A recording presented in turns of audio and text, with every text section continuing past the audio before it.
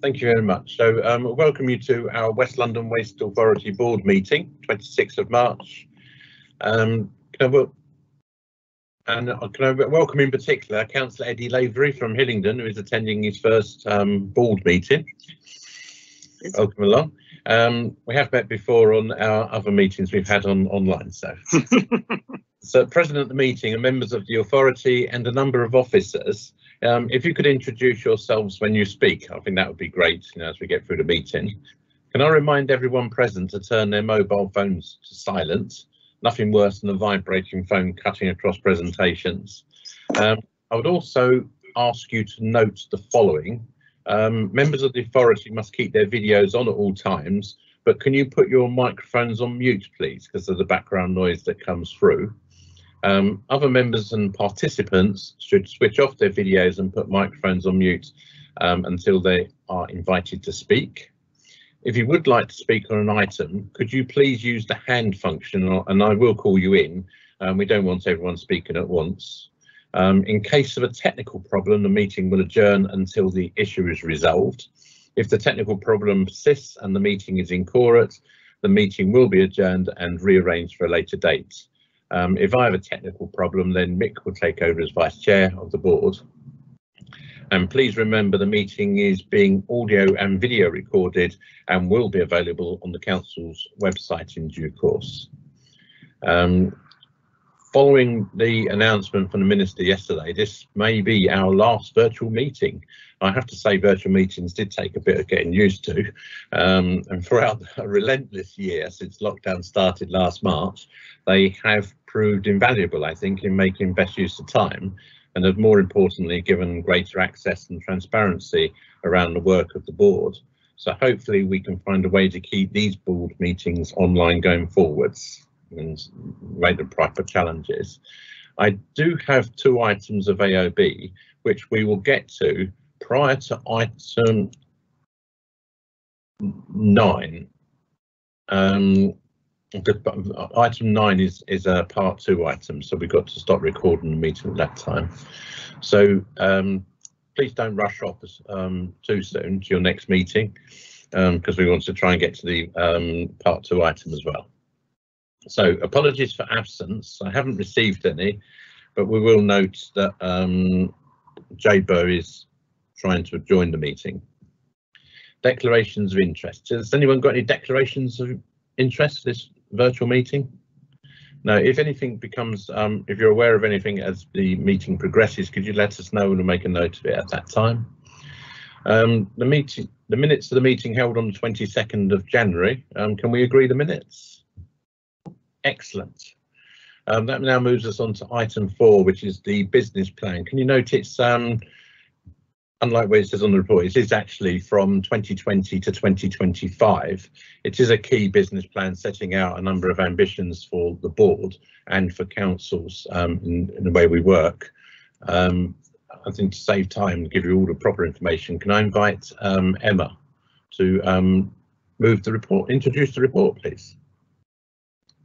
Thanks, Graham. I'm actually going to ask Peter to do this one. Oh, Peter, welcome, Peter. Thanks, Graham. Would you like me to share the reports when I go through it on here? If you think that's helpful, we could. Yeah. Okay.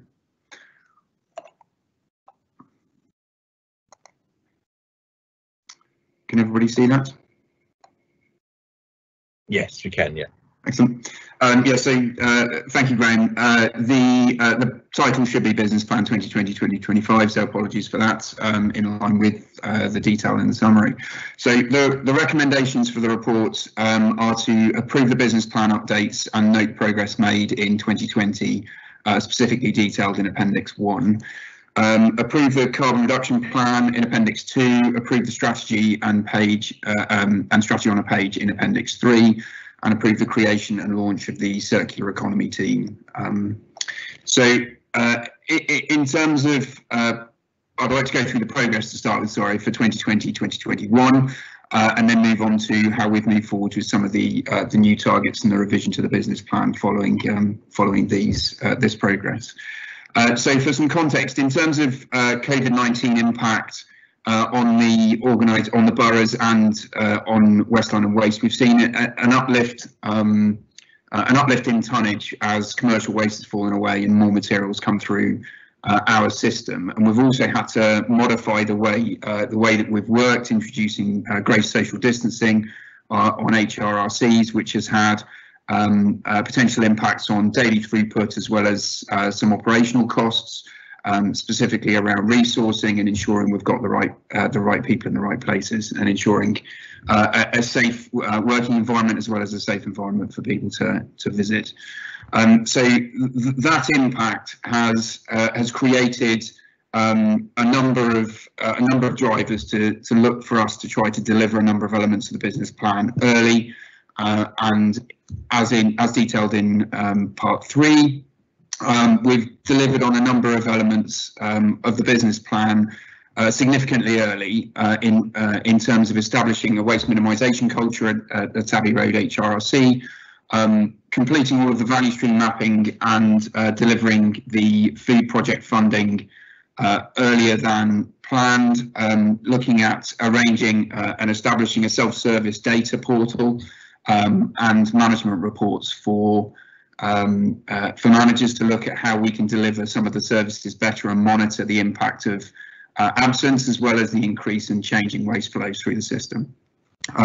We've also developed the Westland and Waste Authority carbon reduction plan, and we're looking at integrating new software and services across a number of sites, including Abbey Road, to try to streamline the process of accepting the uplift in waste and managing people entering site. So a couple of those in a bit more detail. Abbey Road Hrc, we've established a shift in the approach that we're taking with members of the public as well as with our staff, and investing in our staff to ensure that we can create that culture to minimise waste and reduce the amount of residual waste in particular, and segregate more of the materials on site, with a focus on a whole system and particularly on carbon and waste minimisation. The food waste projects we've discussed a couple of times on these calls, and this is a critical element of our carbon reduction and increasing recycling over the next medium to long term. In this timescale, we've delivered the funding as proposed to the boroughs. That's gone ahead this week. The projects within the boroughs are on target. I would flag we're looking to try to do an element, quite a bit of new communication and new delivery of communications across boroughs and to residents for the food waste. That's highlighted as an amber in here, but we're expecting to deliver that shortly. The self-service data hub and the weekly waste reports have been generated from the new data service that we have established over the last 12 months. And this has been vital in managing some of the waste flows and some of the staffing concerns that have come about from COVID-19 impacts. This self-service data hub is available for boroughs to access directly, and they can access all of the whole system data that we manage. The carbon reduction plan we've developed, and I'll pass over to Motoko in a bit to go through a bit more detail on that. But first, I'd like to just go through some of the new areas of development, specifically around how we're looking to align our medium to longer term objectives with delivery now. And this has been detailed across the strategy on a page, which works across 3 key sections. One is the deliverables for Westland Waste Authority that are in our control. The second is an area where we need greater levels of partnership working with boroughs in order to be able to deliver some of the outcomes that we've identified. And then section 3, which requires some either government intervention or legislative change in order to help deliver some of the additional drivers. The next part in the circular economy team, Motoko again is going to go over some of the circular economy appendix a little bit later. But this team is building on the work that the waste minimisation team did and is helping to create a broader whole system approach covering not only waste and waste reduction, but also the carbon agenda and circular economy opportunities with the materials and resources that we have flowing through our systems. This links with the single system thinking that we're looking to try to implement across a number of the services that we interact with, specifically around some of the HRRC work we're doing with the booking system across a number of the borough sites. Also integrating some of the bulky waste collection services that we've been doing that have helped reduce the number of vehicles to HRRCs, and looking to improve some of the quality for residents to ensure that they can get timely collections. As always, the financial implications that we're looking at are targeted on ensuring effective management of the waste, but reducing costs and providing stability, in particular around some of the changing waste flows we've got at the moment, and helping to identify the wider financial risk, particularly around a whole system approach. If I can then just move through to Appendix 1 and into the business plan 2020-25. If I can skip the initial part of this, as I've covered the majority of it already, if I can skip to 1.6, so the 5-year business plan, and then to the medium longer term business plan. This focuses around ensuring that we can deliver on the partnership working and joint objectives of the 7 organisations involved in the whole system across West London.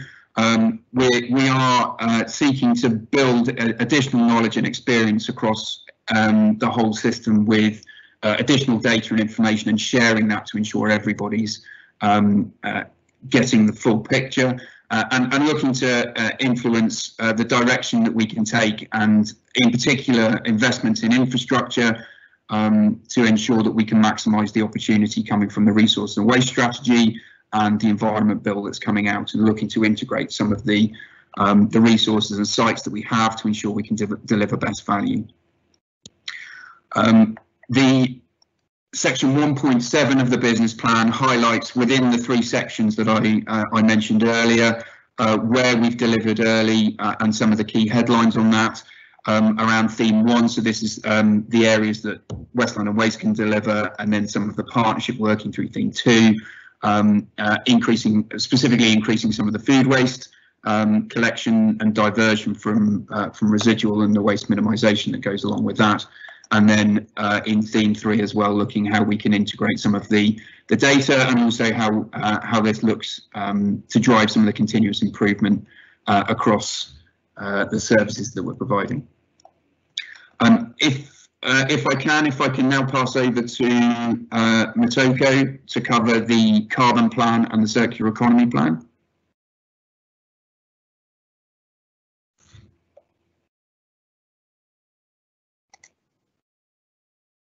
Can you hear me all right?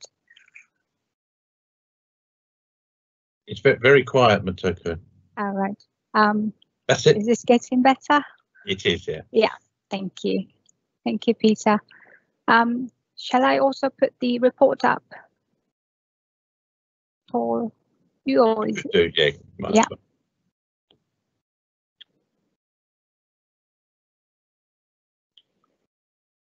Can everybody see it? Yes, thank you. So I will start with the carbon action plan. As some of you may be aware, as part of our vision to achieve carbon neutrality, we have established a carbon project team and have been working together to kind of come up with the various activities that we can do to reduce our carbon emissions.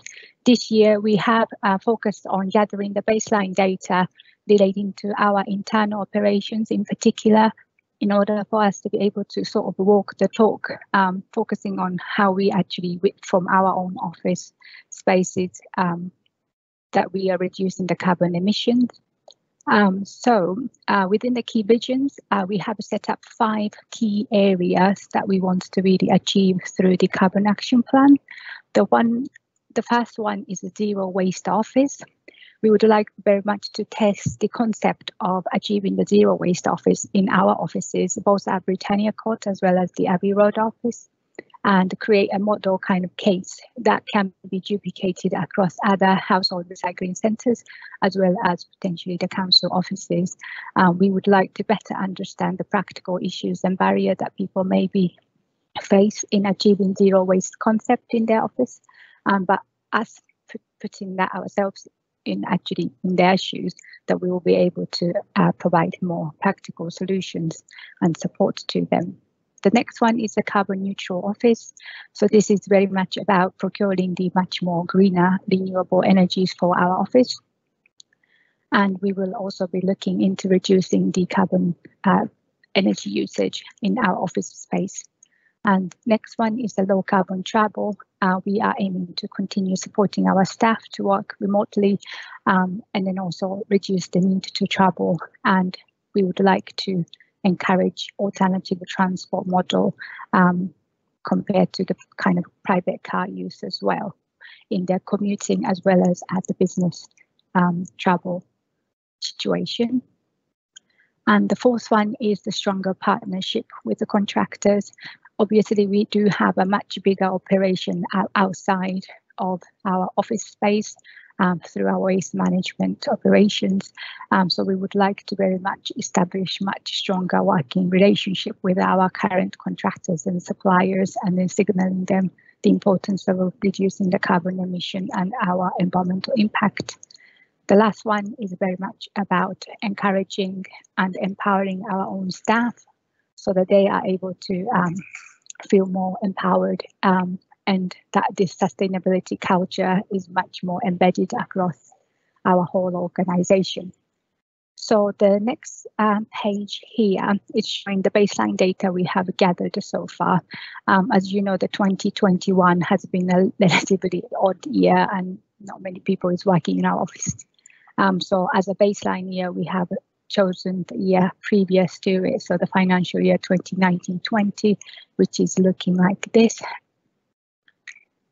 And the next table down is showing you just a summary table of the activities and actions that we have so far identified. We do have a much bigger action plan, but this is just to give you a summary of the type of activity that's already been identified through our work. And last section of the page is showing you the key milestones. So that this year we have established the baseline, and the next year we are very much looking into changing our energy contract into more renewable green tariff.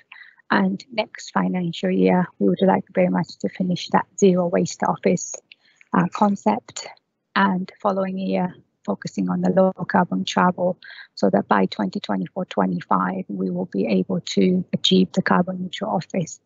This is the kind of targets, milestone that we are looking to achieve through our carbon plan. If I may move on to the next bit, which is about the circular economy plan.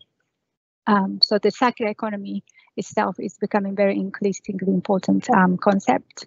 And we at West London Waste Authority obviously has been keen to look into this area. And since last year, we have actually had 3 internal workshop held to kind of get everyone start thinking about the concept. How is it actually look like in the operation, in practice? How does it affect our projects and campaign that we are doing? And very much that I would like us to not think about us being a waste disposal authority, but we need to start acting like a resource transformation body in order to realize the true circulation of the materials and being able to facilitate that market change. So the quickly on here, as I said, we have done the 3 workshop.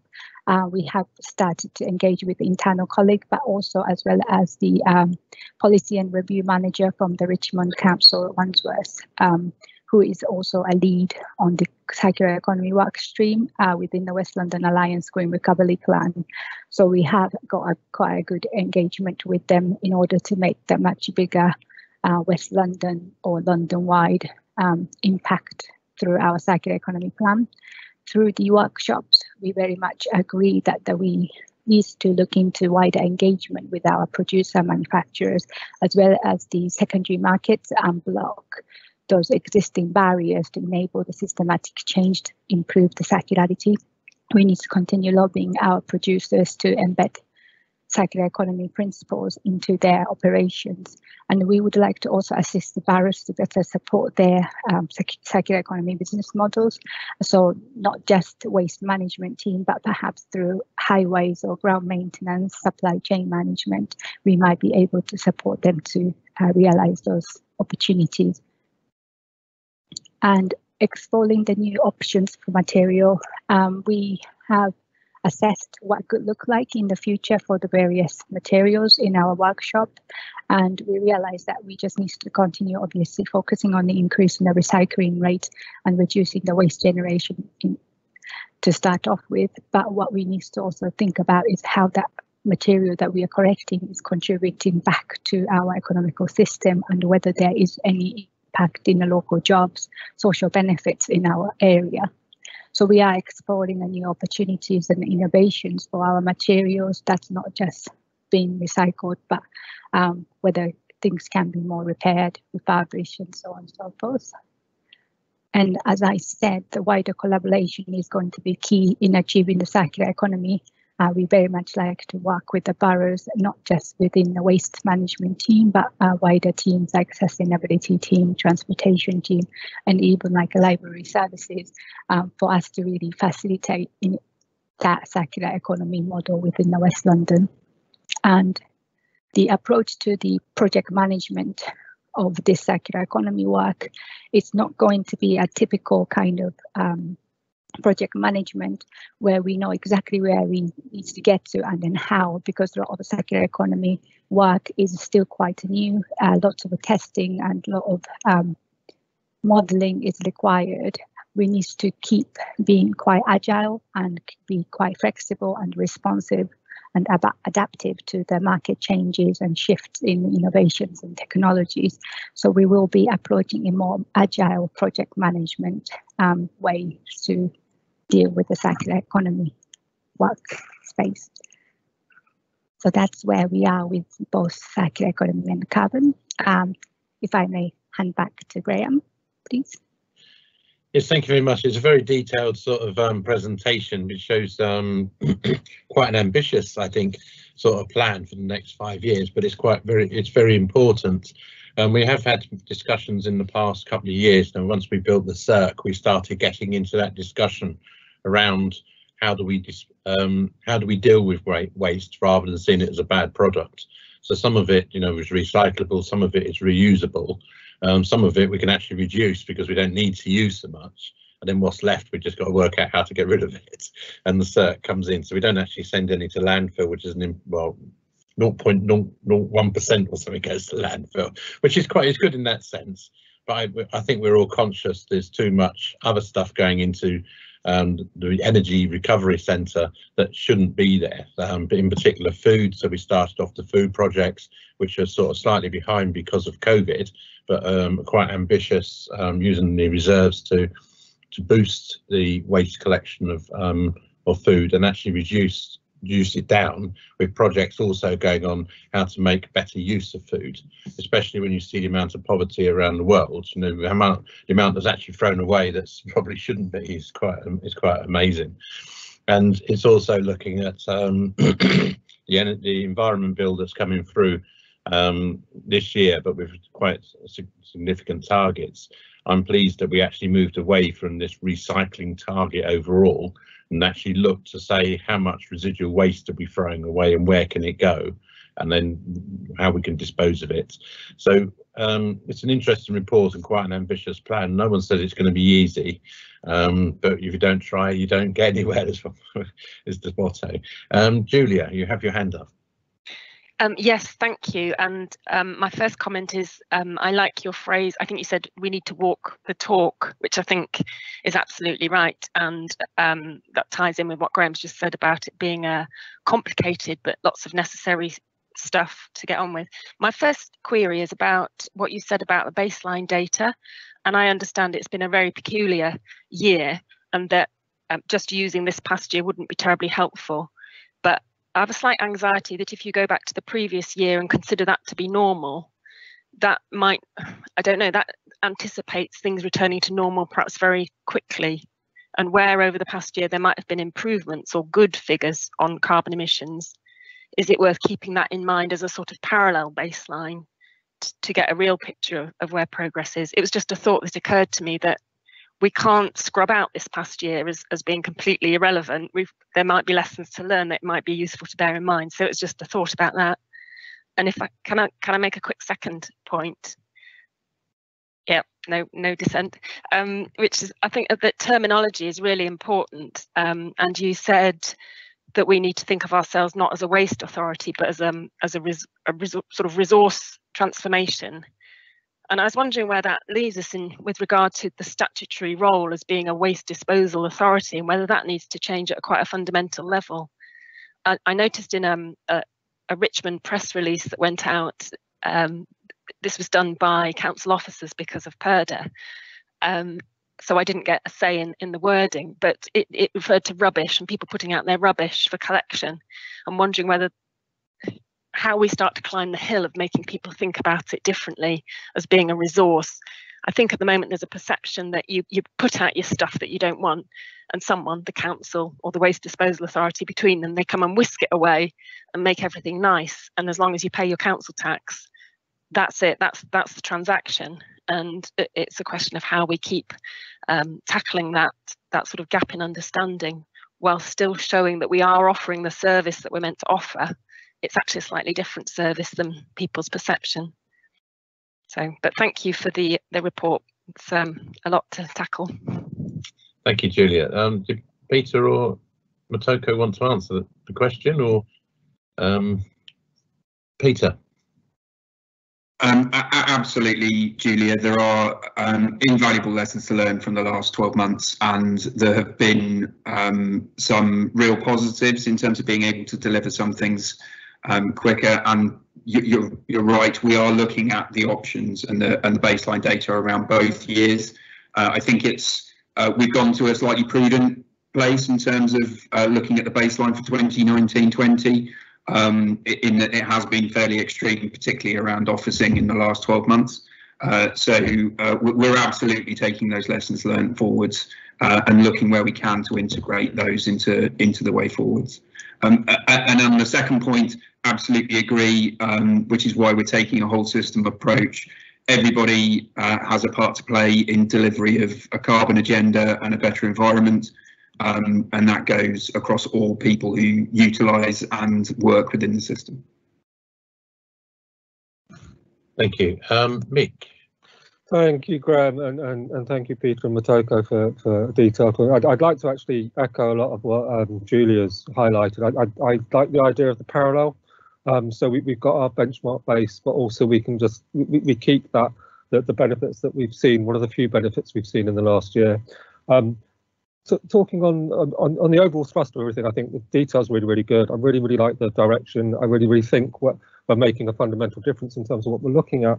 I did want to drill down into a little bit of detail on the circular economy one. Now, I know that we're not as far ahead with that, but I noticed that there aren't any deliverables. I know one of the recommendations is to set up an action team behind that, but I'm kind of going, we should be a little bit more front-footed on that, see what we can do. It depends, you might well have had some that you had together but didn't want to present or anything there.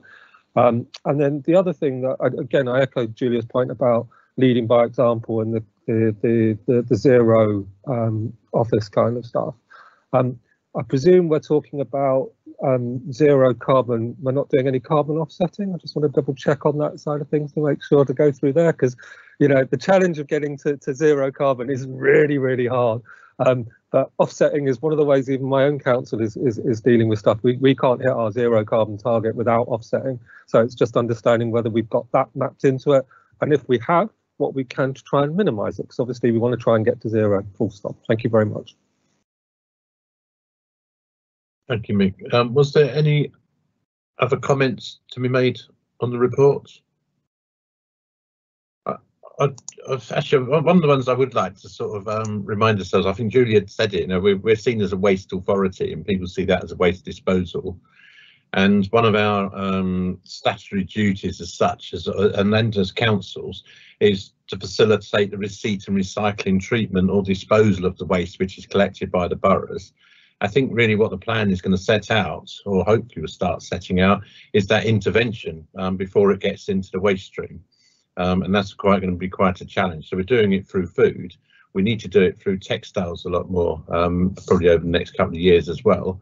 And we've got the extended producer responsibility legislation coming through, which would also assist in some of this. Interestingly, I was watching the news last night and they're saying they're running out of cardboard because everyone's getting everything delivered at home. So maybe we'll be selling cardboard next year rather than the plastics we've done in the past. So it just goes to show that there is a change, and I think that people have seen that change coming through and the damage it's making, and it fits in with the climate emergency work that people are doing right up to government, that the targets that are there. And I think this fits in quite well. And to do that, I don't like spending too much money in these austere times, but I do think a circular economy team needs to start looking at how we can move some of this stuff around a lot differently than we are at the moment. Otherwise we're just going to talk about it without any facts behind it. So it'd be useful to have. And Jay said we can afford it, so that's important as well. So the recommendations are on page 7. There's 4 recommendations. So approve the business plan updates and note the progress made in 2020, which is in Appendix 1. Approve the carbon reduction plan, which is in Appendix 2. Approve the strategy on a page in Appendix 3, and approve the creation and launch of a circular economy team. Are they all agreed? Excellent. Agreed. Marvellous. So that now moves us on to item number 5, which is the Joint Municipal Waste Management Strategy, which is 2020 to 2025 as well. So is that Emma? That's me, yes, thank you very much. Excellent. Welcome along, Emma.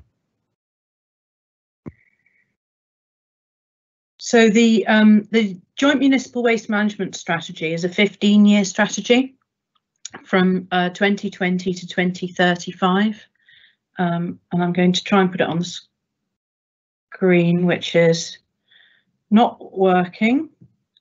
Oh dear, apologies for this. I'm on 2 screens. I will start talking through the report, and whilst I'm talking I'll try and move my document around, and I might put some of the pictures up on screen. So it's a 15-year strategy, and what we've heard in the business plan just now, thank you very much, sort of gives us a flavour of that first year of the first 5 years. And in essence, what we're doing with the Joint Municipal Waste Management Strategy is dividing it into a 5-year, a 10-year and a 15-year plan, because as described by Peter and Motoko, we know where we're getting to grips with where we are right now. We know where it is that we want to be in the future, and we are working through lots of different methods of understanding how we're going to get there. So I think it would be worthwhile us just having a look at the strategic objectives that were set in 2019, and I'll ask if you have any updates to those strategic objectives. I'll go through the 2020 outcomes, which is shown in Appendix 2, and I'll ask you to approve the 2021 plan, which is wider than what Peter described. And also to approve the key messages relating to where we want to be in the future. So there's a waste trends picture in Appendix 1, where you can see our long-term waste trends. If you just stay on the top, yeah, that's great. Thank you very much. So you can see our long-term waste trends, and one of the things that we've learned over the last 15 years of our previous waste strategy is the extent to which we're not in control of the full story, and we're not able to influence everything. One of the big things is the material that's coming at us and how recyclable and compostable is it. And these are some of the things that are influencing our strategy into the future. It's that understanding the supply chains, understanding the partnerships, and thinking about if we change things, what happens, if others change things, what's the impact on us. The targets, Pete, if you could go back up to section 4, the targets that have been set for us are actually really tough to achieve. Carbon neutral by 2030, 65% recycling by 2035, and then net zero greenhouse gas emissions by 2050 and zero vehicle emissions by 2050. And we're approaching this as we have to aim for the targets to see how close we can get, but we also have to be quite honest that we don't exactly know how we're going to do it yet. And that's why you see these incremental changes and experiments and collecting data and using data to inform our decisions. The strategic outcomes that were set by members in 2019 was really helpful in us understanding how we might do that and what are the things that we're aiming at really long term. So the effectiveness and efficiency of operations and focusing on where we want to be in the future. The climate emergency response is to focus on no more waste. Recognising that our workforce is our residents and colleagues. The amount of recycling we have to achieve can't be done without West London's 1.8 million residents. Tackling clean streets and fly tipping and changing the perception of waste, as was discussed on the previous paper.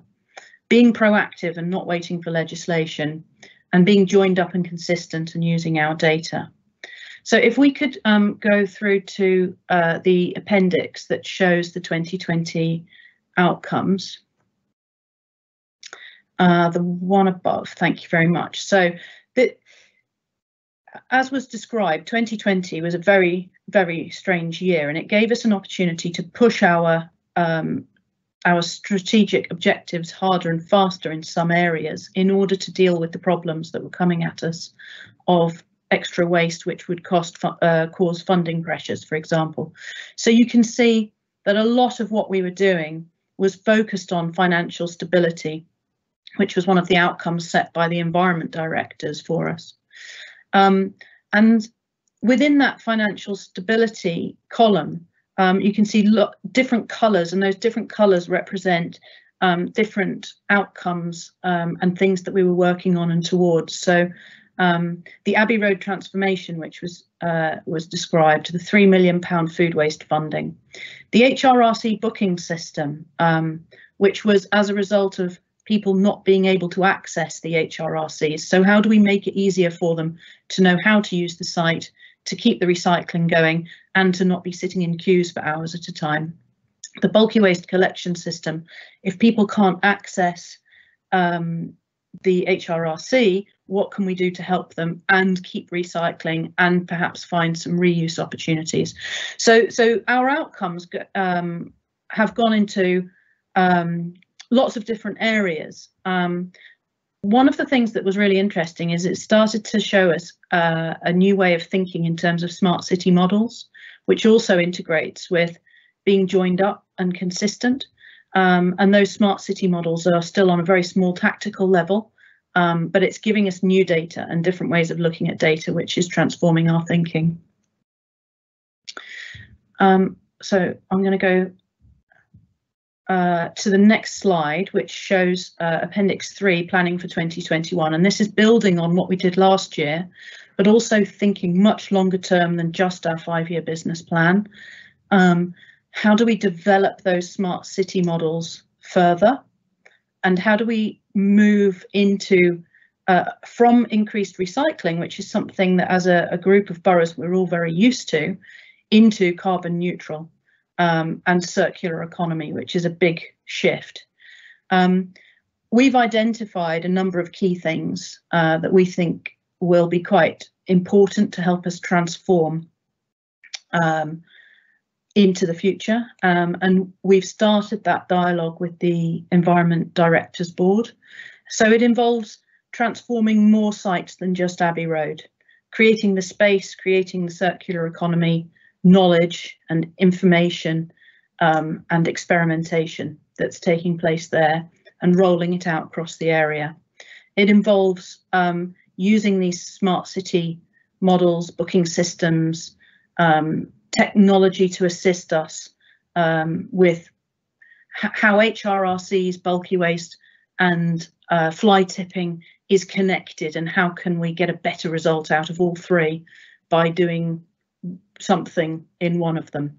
And I suppose most fundamental of all is a shared EPR plan. We know that there's funding coming into the system. We've just had the consultations on the resources and waste strategy land, and how do we use that funding to push a lot of this work even faster than we might be able to do with our current situation. So the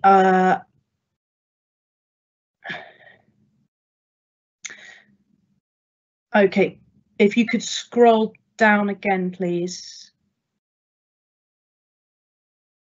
Thank you very much. So the future of waste key messages. You'll remember that in December we created some key messages around the strategic outcome.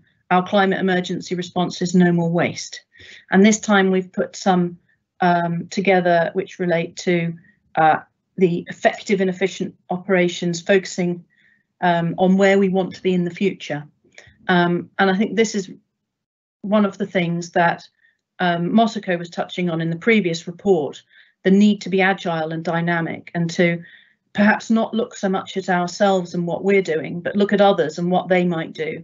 And where do we have to go to support that? Or what do we need to do to make sure that we're able to achieve our goals in the light of what others might do?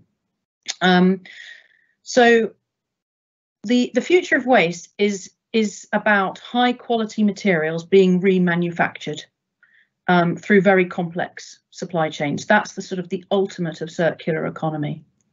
And if we look at manufacturing, the way that sort of industry is talking about it, they're talking about resilient dynamic supply chains as well, about machine learning, digital communication between organizations.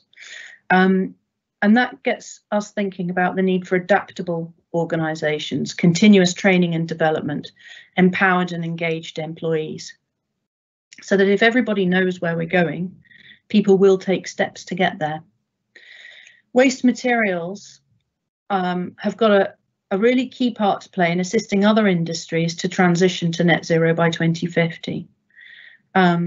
So there are things that we aren't aware of yet that we can supply for remanufacturing that will help other industries to decarbonise. One of the examples of this is by taking food waste out of the waste, we create a waste product that allows an alternative industrial fuel, which can be used to replace petcoke mining, for example. So the big steel mills, the low carbon concrete and cement, they use a solid recovered fuel from our dry non-recyclable waste. But that's quite a challenge for us to create a product that is as good as they need it to be. So it's definitely a really long-term goal, but just thinking about it in that way helps us to see some of the steps that we might take along the way. We're going to need to think about food waste recycling, commercial recycling, and properties with communal bins in thinking about how we meet those 65% recycling targets. We know that our houses are recycling really well, and food waste is the big thing that everybody needs to improve. And after food waste, I think that collectively thinking about commercial recycling and how we can help those with who share outside space will be the things that we can use to top up to the 65%. And finally, in asking for approval for these, I think that this also taps into the conversation we had a moment ago about fundamental change to perception. We think Westland and Waste's role is to promote and facilitate that change, to help residents and businesses to be willing suppliers of the high quality materials, working with our partners in the boroughs to achieve that. We can see your screen, whoever's sharing. We can see, yeah, thank you. So the future of waste training, our future of waste training and development is focusing on managing change, data and information, making sure everybody wants to come along on this journey, understands where we're going, building that technical knowledge and experience, and doing it together, learning from each other. Also, I spoke about automation, and it's really important that we focus on our existing employees and ensuring that change comes from within and that it's inclusive and it encourages diversity. So that is the final on the key messages, and the last page, please. Thank you very much. So Appendix 5 is the skills plan, and this we're just starting to work on. So I thought I'd show you our first go at it, is looking at the future of work skills and how that's influenced our thinking. So we're creating a skills plan within West London Waste based on generic skills, values-based skills, and these core future skills that are about more than just us. We've put in a training program this year that includes Lean and Six Sigma, coaching, asking really good questions, insights, understanding each other. And then the ones that we haven't started yet is about judgment and decision making and business analytics. And if you scroll down for me, please, that last chart, it's just an extract from an Excel spreadsheet that just showing how we're sort of mapping it and tracking it and seeing who's got what, because this is such a big change that it's going to take a lot of time to deliver. So at that point, I will hand back to the chair. Thank you very much. Thank you very much. It's a very comprehensive report. Does anyone have any questions on the reports? Everyone's gone very quiet. So, no questions? Everyone's fully on board. Julia? Yeah, it was just, you kind of touch on it, and we touch on this often, and I'm never quite clear whether we'll get a change, and that's about the metrics and how we know that they're confusing because they concentrate on weight. Are we going to get that change to make it easier to properly measure the waste and recycling? As I use that my silly example of, if we all put out our wine bottles, that's really heavy, so brilliant, we're all doing well recycling lots and lots of heavy stuff, but actually that's a silly way to look at it. And I always feel that we always acknowledge it, and then I'm not quite sure whether we're getting closer to having a better measurement. So the two of the three consultations landed this week, and I have to admit I have not read through the hundreds and hundreds of pages yet, but I'll be very closely looking to see if there are any clues or answers to that question in those documents. In the resources and waste strategy from a couple of years ago, though, it said clearly we will start the process of moving away from weight-based targets towards new targets, e.g. carbon. So there's a sort of we're going to do something, but we don't quite know what yet. And in the resources and waste strategy, there's also a number of different pillars of what will be measured, and resource productivity is one of them. 65% recycling is just one. And they do conflict in certain ways. So you're quite right. I think it's helpful to think of it in the way that you have said. You know, we could all just drink more wine and put out lots of wine bottles in order to achieve our targets. And when deposit return scheme comes along, the deposit return scheme is proposing to take material out of the household waste stream. And if all of those wine bottles disappear, we need to be prepared for the fact that our recycling targets are going to drop. And what are we going to do about it? So we have to think of it in exactly that way. But I'm afraid I don't know the answer to your question about when or what.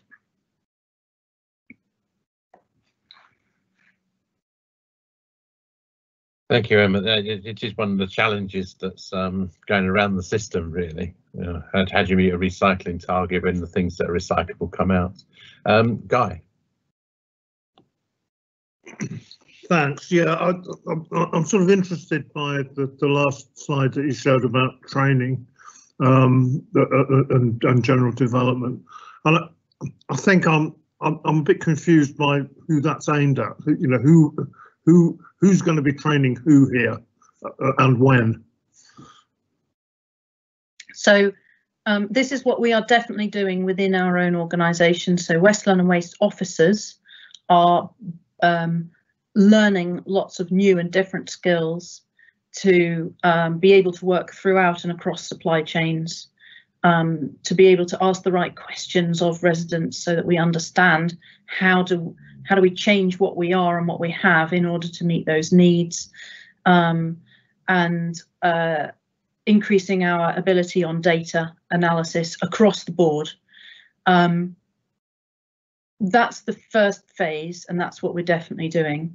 As we get better at that and as we learn from that, there's an opportunity for us to spread it more widely, to invite others in, and also to, I suppose, be a little bit more open between our different organisations on sharing people and offering people into vacant positions, so that we can also sort of create that knowledge sharing between organisations as well. Secondments, for example, I've worked on quite a lot in the past with contractors, and it has a really good effect. So there is an awful lot of opportunity, and I suppose what I'm doing with this is I'm just opening the door and showing you the first sort of phase of our thinking on it. Thank you, Emma. Is there any other questions? No, I just one following on from Guy's question. It's good that the West London Waste Authority is sort of training people. I think we need to start looking within our own organisation as councils as well, because if we're collecting stuff, we need to make sure they know where it's going and the cause and effects of of where it's going as well. But so if there's no further questions, the recommendations are on page, I do know which page it is, but we'll get there, on page 31. Are they all agreed? Agreed. Excellent. We now move on to item 6, which is contracts and operational updates. And I believe that's Tom. Thank you, Chairman. Yes, I'm Tom Began, Head of Service Delivery for West London Waste. If I could please refer you to agenda item 6, which is page 41 of your packs. And this is your contracts and operations update. And so we'll start off with the West London Residual Waste Services contract. So this is with Suez for our residual waste. And I think Chairman mentioned earlier that we are sending very, very little to landfill at the minute. 99.99% is where we currently are. Hrc is currently down for some maintenance in the minute, or just coming out of maintenance at the minute. So now is the period where more landfill might occur, but fingers crossed, everything going well, that will stay at that 99.99% for the year, which is a fantastic achievement and just shows how well that's performing. And this is despite the additional pressures from more contract waste that we've had this year due to the effects of the pandemic. I'd like to make you aware of what's some stuff going on behind the scenes. So the last paragraph of section 2 there. Veolia, which is another waste and resource giant, has bought a significant stake in Suez, share of Suez, and is announcing its intentions to acquire the rest in an aggressive takeover. There's quite a lot about this in the industry press at the minute. And there are particular concerns around competition because of the size of both of these players in the waste and resources industry. So it's something for us to keep an eye on and to assess what this means in terms of and risks and opportunities for our contract should this come to pass. So just making you aware of this one. We have also a residual waste contract with Viridor at Lakeside, 90,000 tonnes of waste a year. That's performing well. There's a novation of the contract to a new, as a result of a new parent company taking over Viridor, that's currently in progress. The other major contracts we have, food waste, green waste and mixed organics, are performing very well. Again, they've experienced significant pressure, particularly food waste from extra material coming in as a result of the pandemic, but they're all performing really well, as is the transport contract, which again this year has seen lots of ups and downs with the HRCs closing and reopening, but they're performing well. So I'm very pleased with those, as also is the dry recyclables contract for Ealing's dry mix recyclables.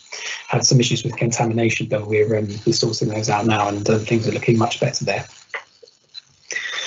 The final section I really want to draw your attention to is what we're doing at Abbey Road at the minute. Abbey Road is the household reuse recycling centre that West London Waste operates on behalf of Brent Council. It's also a waste transfer station. We're doing some really exciting, developing some really exciting reuse partnerships in order to cement the site's role as a circular economy hub. We're working in partnership with Richmond to refurb and reuse bikes, and that's going nicely. We're getting hold of good quality wooden furniture and sending to the not-for-profit Petty Miracles for upcycling. And we're doing more with laptops, smartphones, and some other waste materials which are going to other non-for-profits for upcycling and reuse. So those are going really well so far, and we look to do much more of that going forwards. Also other physical improvements taking place at the site, upgrades to the Weybridge software, and we're working on joint sale of materials with other West London sites. So that is the contracts and operations update, Chairman. Excellent, thank you, Tom. Is there any questions on the report? Oh, lots of hands going up. Mick, then Julia. I'll be quick. I did have a question about the landfill diversion, but I think Tom's kind of assured us in terms of that not having too much of an impact, so we'll keep a beady eye on that one. I noticed under section 4, I think it is, there's mention of Hammersmith and Fulham doing a food waste trial. Are there any lessons that we can learn from that we can apply across? I was just wondering, are there any successes within that could be useful? Because obviously that's a key target for us as well. Thanks. Chairman, thank you. Yes, this has been an interesting and helpful example of partnership working beyond the West London Waste Authority standard borders, and looking at how to get other London councils, neighbouring London councils, more involved in food waste, and utilising, making best use of our collective infrastructure. So I think we're learning a lot about how that's going to work, and hopefully there'll be more of this going forwards. Thank you. Excellent. And Julia? Well, it was on number 4, food waste as well, and noting that trial is happening and that we're very actively working on collecting more food waste. And my question was just about the capacity at the anaerobic digestion plant, and have we got plenty of capacity to keep full steam ahead collecting lots of food waste? We certainly do. There is plenty of capacity within the contract within that plant to collect more food waste, and we're actively working hard to collect more food waste, and indeed the contractor is pushing us hard to bring more in. So it's yes, there is plenty of scope and room there, and it's a good contract with lots of provision for more food. Thank you. Is there any other questions? No, it's a good report in that sense that it's diverted. The contracts have worked well, and they've also managed to divert waste streams into where they should be by working effectively. There is that ongoing concern around contamination in some of the waste streams, and I think it's something we need to keep an eye on going forward, and it's in all the reports we've had so far. The recommendation is on page 41, which is to note the information in the report. Is it all noted? Excellent. So that now moves us on to the item 7, which is the annual procurement plan. Peter. Chairman, my colleague Beth Bailey will be presenting this one. Oh, welcome, Beth. Thank you. Thanks, Chair. Yes, I'm Beth Bailey. I'm the Contracts and Procurement Manager, so Peter can step down if he was worried he was going to have to cover that instead. If I could ask you to refer to page 45 of your packs, please. I'm going to present the annual procurement plan, which sets out what we would like to procure this year, and the recommendation is for you to approve the plan for 2021-22. I thought I'd just start by recapping, because this has been quite a big year for change for us, obviously in many ways, and also for procurement. We've introduced the new procurement rules, and we've established a procurement review board, and we've put in place much more robust governance processes for our procurement. And I thought it's also worth just mentioning to you that our involvement in the West London Sustainable and Low Procurement Working Group, which involves the heads of procurement for our West London boroughs and also other West London Alliance boroughs. And as a group, we meet monthly and are currently working together to develop some low carbon procurement resources in the form of guidance and a toolkit, which will then create some internal training resources for all of the boroughs and also create some commonality for commissioners going forward.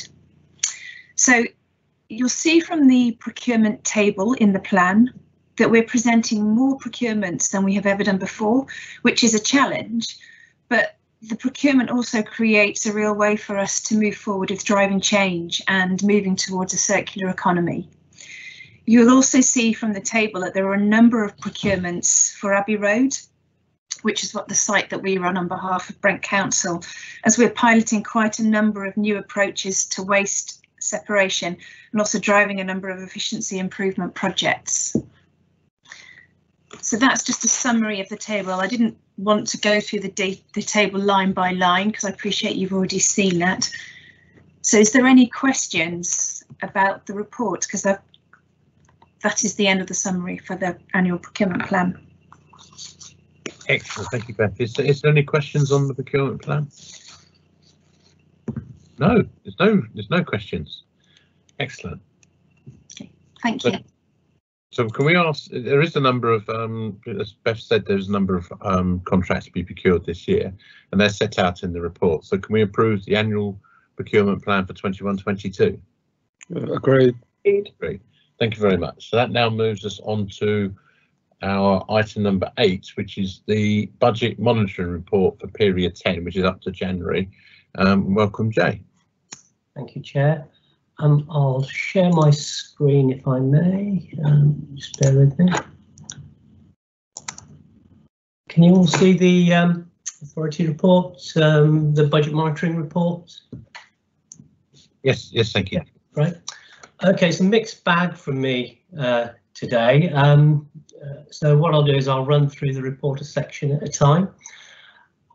The first section is the financial summary. It's a high-level summary of financial performance to date to period 10. And really two things to say there. Firstly, the financial performance is pretty consistent with previous reports, previous months, and that reflects the sort of waste flows which over the last few months have stabilised. And really two bits to that.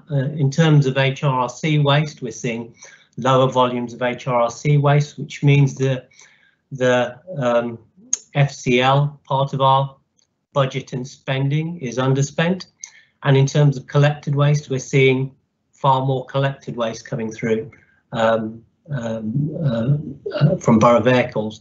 And what that means is not only are there additional costs, there are higher levies for the boroughs.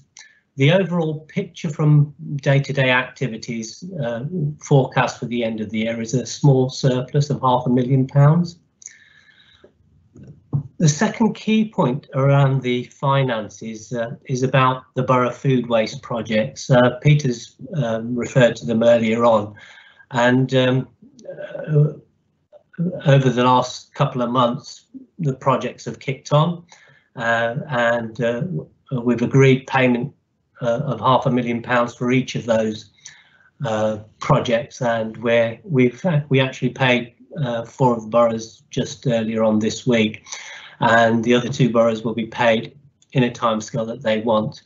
The important point I'd like to make about the food waste project is that this initiative is going to sort of deliver improvements in services to over 100,000 residents, and it's going to deliver financial savings, and it's going to have a carbon improvement. And the way that it's developed is quite interesting and positive. It seems that a number of the it's given the boroughs the opportunity to invest in projects, move things along more quickly than they'd originally planned, and it's a good model that's worth bearing in mind for future sort of strategies and plans. So that's the financial summary. Section 2 then highlights the KPIs for the period 10, and same message once again. We've got a few indicators which have been adversely affected by the pandemic, but the vast majority of the rest of them are on green and looking on target. Section 3, delegated decisions. There were none in the since the last meeting. Section 4 is interesting. We had a report from our external auditors, and 3 things to say about that. First of all, they've closed off the accounts for 1920, clean bill of health. The numbers are exactly the same as they were in June, way back in June when I reported them. Just a few additional words and a couple of additional notes to have been added since then. The second thing to say is that they've provided the audit plan for the coming year. That's already in progress. We've had a couple of weeks of interim audit. The team have been working with auditors, and that's going well so far.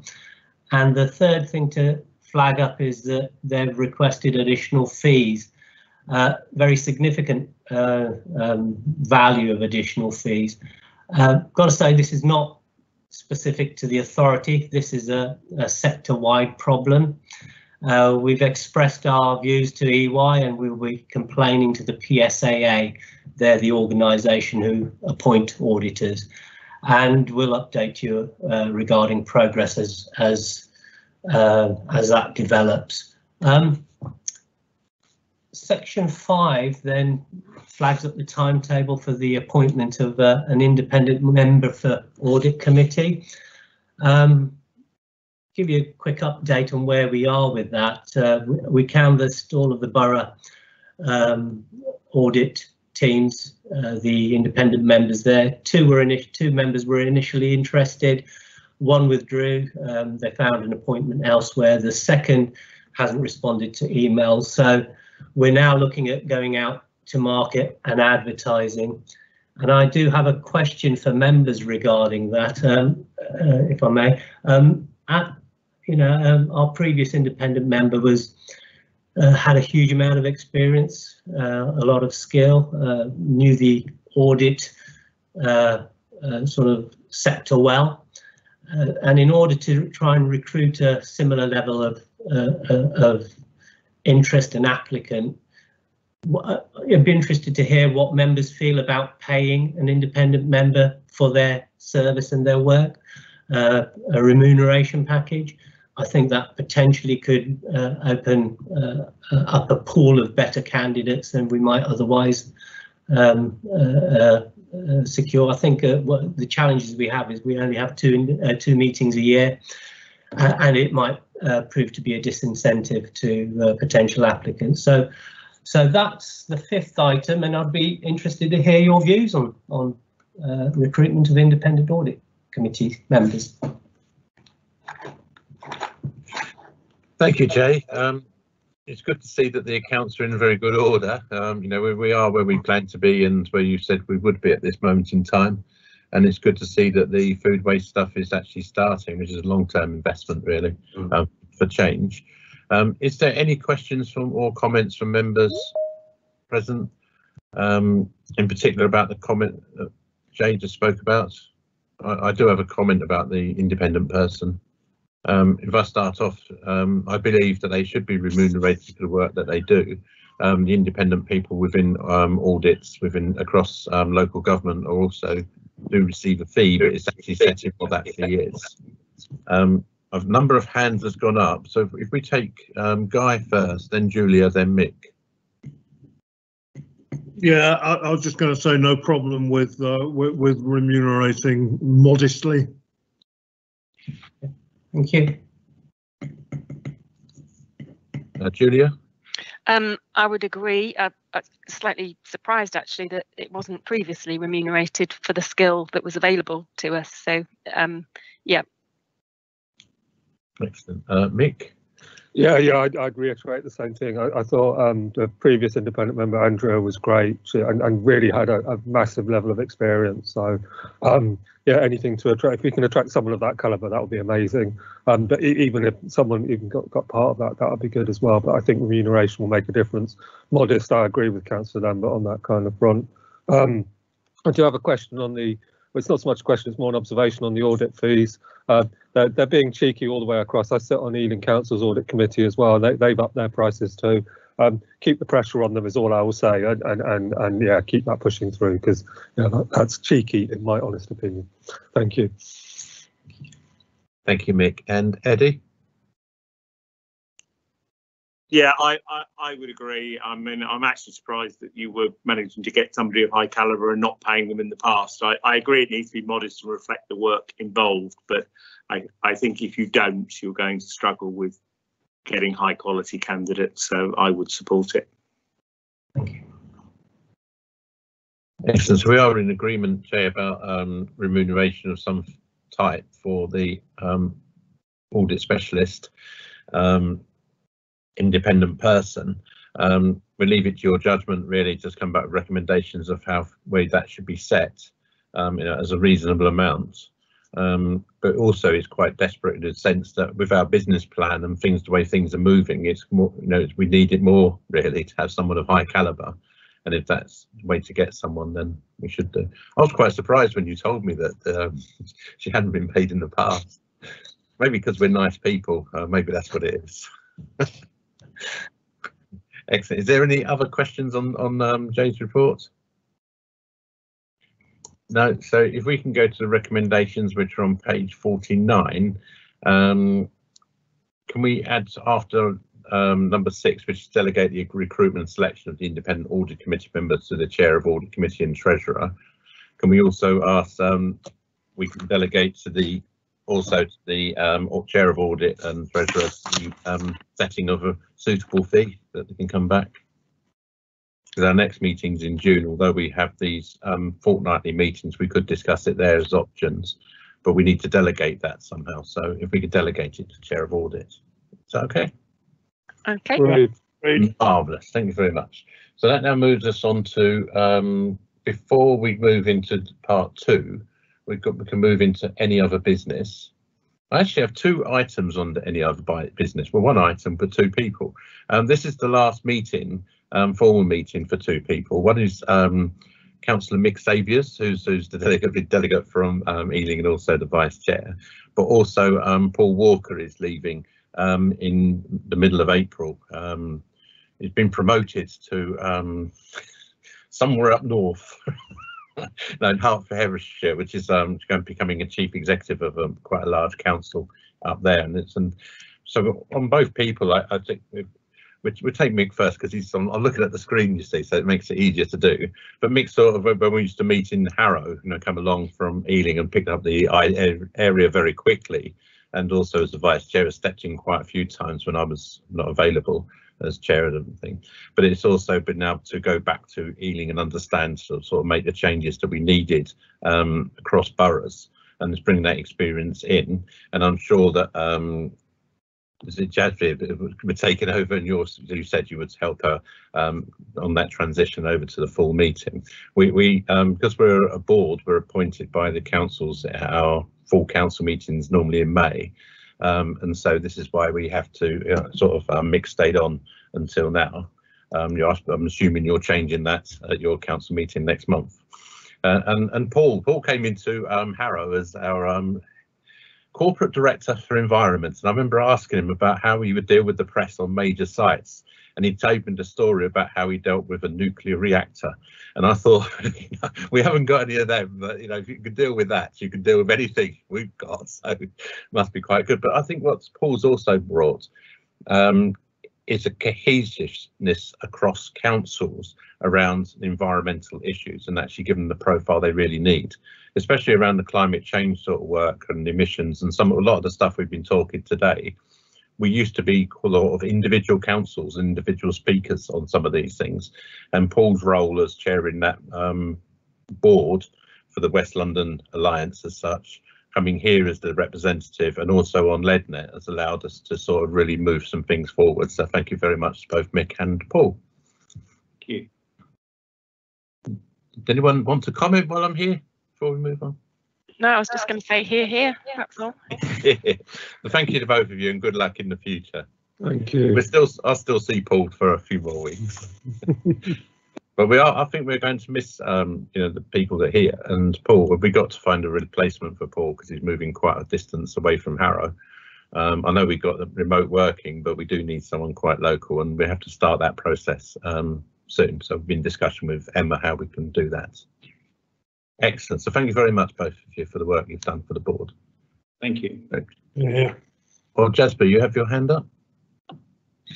Chair, I just wanted to thank my colleague Mick Saviors for doing a fantastic job over the years and really sort of supporting Ealing with their recycling. And now I'll take over for the food waste recycling. I'm sure he'll be behind me, helping me all the time. But I want to thank Mick for representing Ealing on the board and doing a fab job. Thanks, Mick. Cheers, Jasper. Much appreciated. Thank you. And Guy? Yeah, I just wanted to say, Jasper, you've got a hard act to follow, particularly in sort of upper body clothing. So we don't see what's happening below the waist. But perhaps you can. Mick brings a bit of lightness and joy to our meetings. So perhaps you can try and follow that. Thanks. I hope that's not going to be the criteria, Guy, for joining the board meetings. I thought it was an Ealing criteria. I didn't say that, did it? No, but it is welcome, and this is our last board meeting of this sort of financial year for us. Although the next one is in June, when we sort of try and sort arrangements out for the next 4 years. But there's a lot going on, and we need the board to be quite strong to keep some of these things going forward. There's significant challenges coming down the line, and we're fully aware of them from the reports that are there, and it's going to be hard work, and it's going to be harder. We've heard about the experience of people like Mick and Paul in this board, and so we carry on. So thank you very much, both of you. That actually brings us to the end. Well, we're now moving to part 2, so the meeting. So Andre, are you still there, Andre? He's not. I can see him. Yeah, could we stop recording now as we move into a part 2 item?